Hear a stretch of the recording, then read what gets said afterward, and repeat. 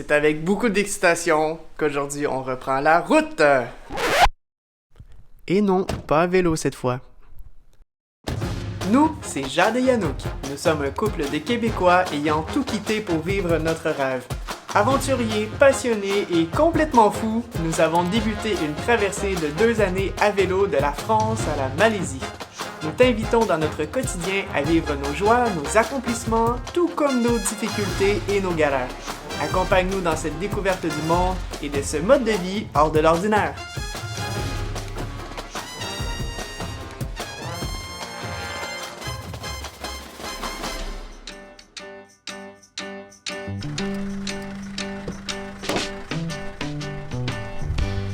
Tend the garden with me. We have so many seeds to sow. When the harvest comes in, it will be time to share what we have grown. We were having the time of our lives when we started.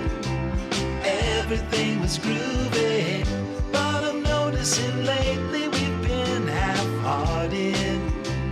West Side Story don't feel pretty anymore. Ça sent très bon ici.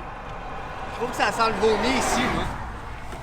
Bon, on est obligé d'arrêter en plein milieu parce qu'il y en a qui est un petit vomito en auto.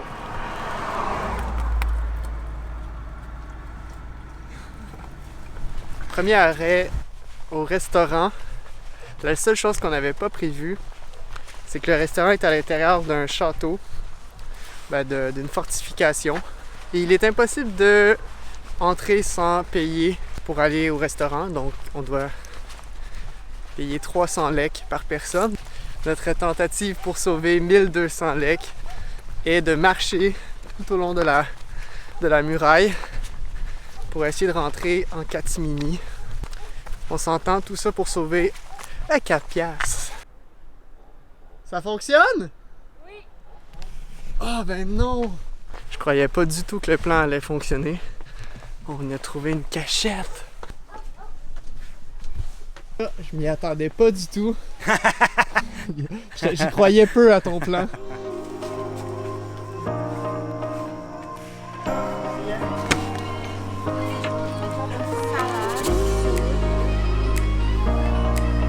Ça va, Minou? L'orange confite est l'une des choses les plus délectables que j'ai mangées, mais t'aimes pas ça? Thank you! Thank you very much. Very good. This one. This. Oh yeah. In Albania, the Shake. Shake? Oh like. Okay. Shake it. Thank you! Now, Ils sont trop adorables. On quitte cette belle région pour descendre encore plus au sud. Maintenant que nous sommes en voiture, on réalise à quel point on se déplace rapidement. Mais comme le paysage nous impressionne à chaque tournant, nous arrivons à la noirceur. Ce n'est que le lendemain que nous avons la surprise de notre prochaine destination. On visite le château à Gjirokastre. On regarde la vue.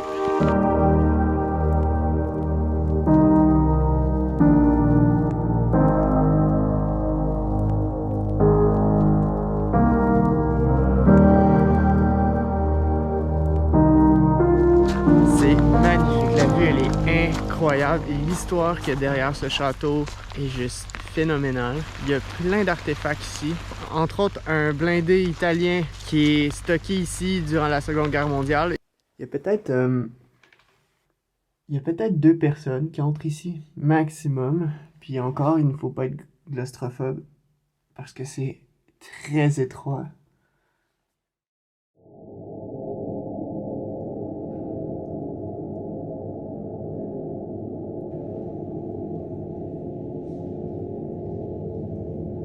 Le château de Gjirokastre renferme un lourd passé. Par exemple, lors de l'invasion du pays par l'Italie fasciste durant la Seconde Guerre mondiale, le château a principalement servi comme prison pour le régime. Mais grâce à l'union des groupes communistes, ils ont réussi à libérer le pays. D'ailleurs, l'Albanie fut le seul pays d'Europe à accomplir cet exploit sans l'aide des Alliés. Malheureusement, les choses ne se sont pas améliorées car après la guerre, un gouvernement communiste s'installe au pouvoir et durant ce régime, les Albanais ont vécu dans la peur.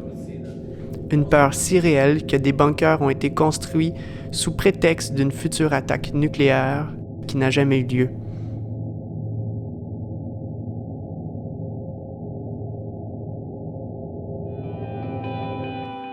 Mais aujourd'hui, les rues sont animées et il est fort agréable de marcher pour explorer les raccoins de cette ville escarpée dans les montagnes. L'Albanie est définitivement un pays à découvrir car son histoire est fascinante.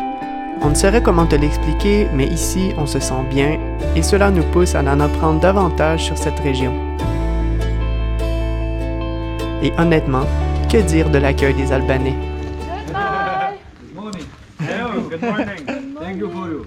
Lui, c'est Arti, et malgré la barrière de la langue, il a réussi à nous toucher par ses histoires. On gardera un précieux souvenir de nos échanges avec lui. Arti, brother, sister, fifth, Yes, restaurant. restaurant. How many years? Yes. Je parle couramment l'albanais.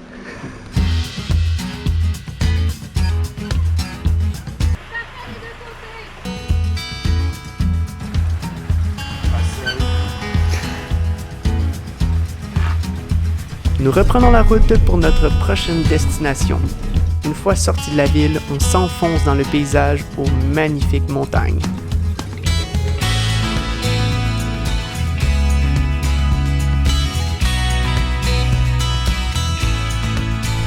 Jour 3 de notre road trip.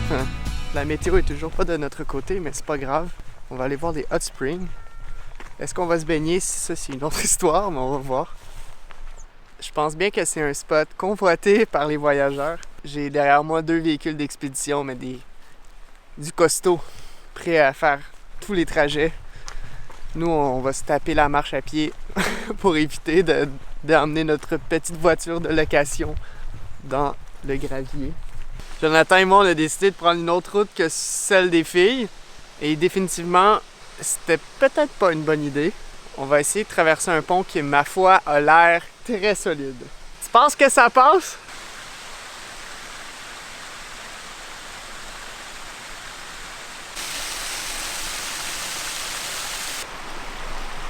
Alors, Myanmar, est-ce qu'on va se baigner? Je sais pas, on n'a pas de serviette, c'est juste ça le hic. On va être mouillé. Ah, ah, ah.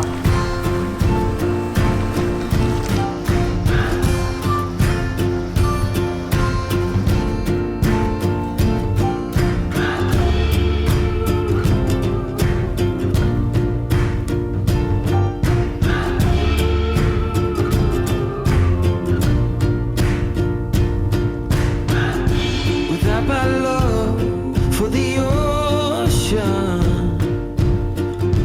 I would be long gone by now. It's some kind of devotion that brings me down.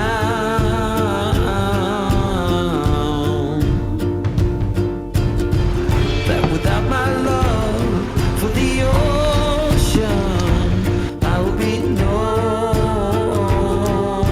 one. No one.